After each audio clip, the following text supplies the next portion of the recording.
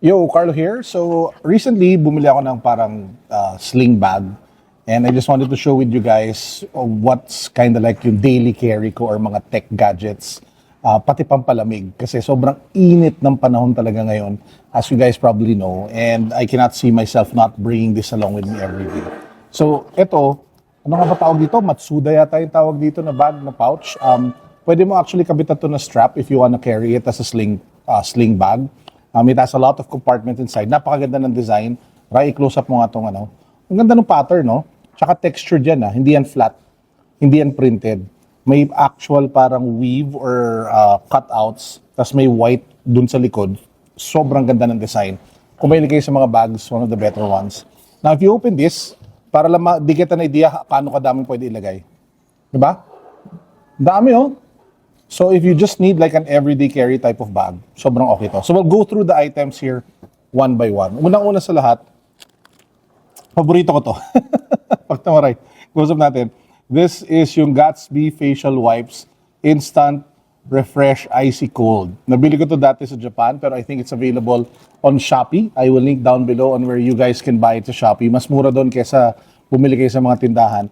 Yung kagandahan nito, hindi lang siya yung normal wipes na basa. Meron siyang mint, parang chill feeling. So kung medyo nainitan ka, punas-punas, sobrang ginhawa. I cannot recommend this enough. So if hindi ako maarting tao Like hindi naman ako yung tipong 3 products gabi-gabi ginagamit sa mukha But this one talaga, it's really functional. And it's really for the Filipino, for the Philippines. Dahil sobrang init talaga dito. So tingnan niyo, link down below on Shopee. Next, of course, everyone's favorite, JisuLife. Diba? Kunento ko na to sa dati kong vlog or sa vlog ko prior to this one.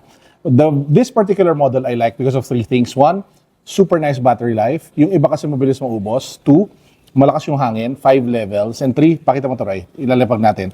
Pwede mo siya ilapag ng ganyan. Tapos nagagalaw-galaw to. So pwede mo i-angle. So kunyari, nag-work ka, pwede mo ipatong ng ganyan. Tapos yung hangin pag ganyan sa'yo. Or depende lang talaga kung saan mo siya gusto i-posisyon. So, kaya sobrang trip ko to. So, if you guys want to get one as well, I will link down below on where I got it from Shopee. So, yan. Ito ang aking Carlos anti-init package. May kasamang Coke Zero, di ba? So, yan. Tabi muna natin yan. Next, smartphone. May smartphone akong gusto pakita sa inyo. This one's really nice from realme. Tingnan niyo pala yung likod, oh. Di ba? Gwapo Tsaka yung camera module niya. Now, when it comes to smartphones, I usually carry Apple and Android. Right now, this is my Android daily carry device. So, kitang-kita nyo, may katakam-takam na cake na picture dyan. Parang, alam mo yung screen? Alam mo yung sobrang ganda ng display niya na pag dilaan mo yung cake, malalasahan mo yung tamis. Ganun yung level. So, to those who are wondering what this device is, this is the Realme 14 Pro Plus 5G. Sabi nga ni Rai kanina, Pro na nga, plus pa. So, ganun siya katindi. So, ano yung kinagandahan ng smartphone na to? Yung bida is actually the back. Hindi yung ito, but kundi ito. If you are looking for a slim, powerful, very capable smartphone with an amazing camera, right now, we'll show you, while I'm talking, makakita kayo ng mga sample photos and videos that we're taking with this device. The Sony sensor here at the back does an impeccable job of capturing images and videos, even in low light. Sobrang, if you compare it like to other devices within the same price range, medyo nakakagulat how far camera technology has come since it started. Naalala ko pa yung mga Nokia phones ko May Nokia phone ka ba dati?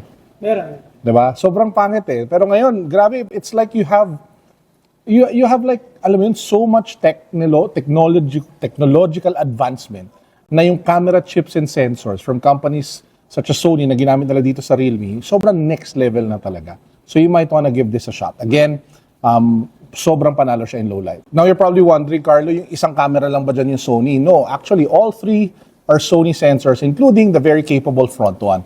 And this device is also, yung mga IP68 rated. Ibig sabihin, pwede kayo mag-underwater photography. Wala kaming sample noon.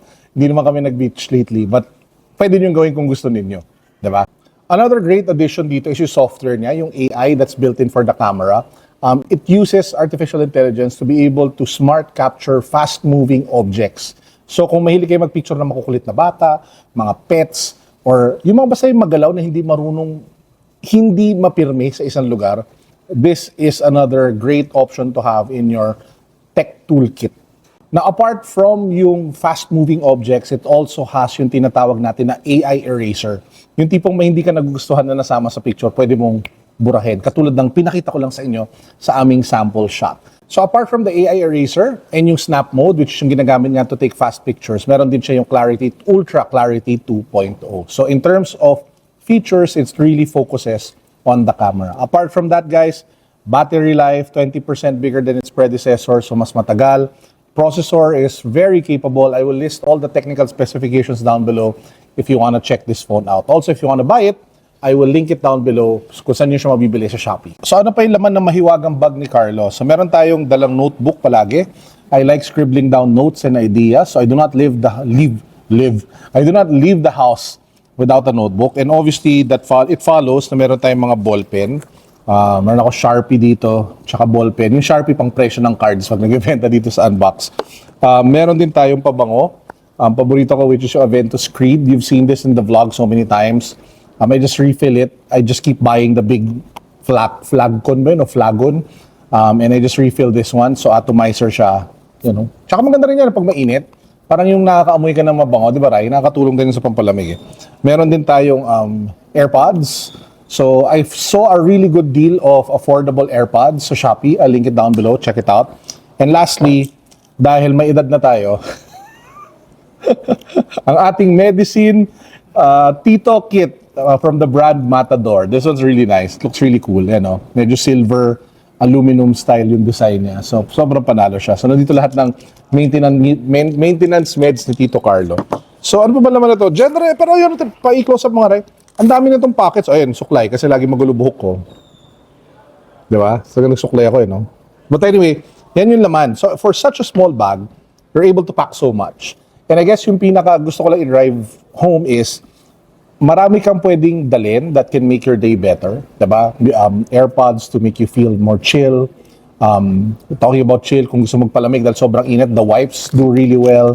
The fan is really nice.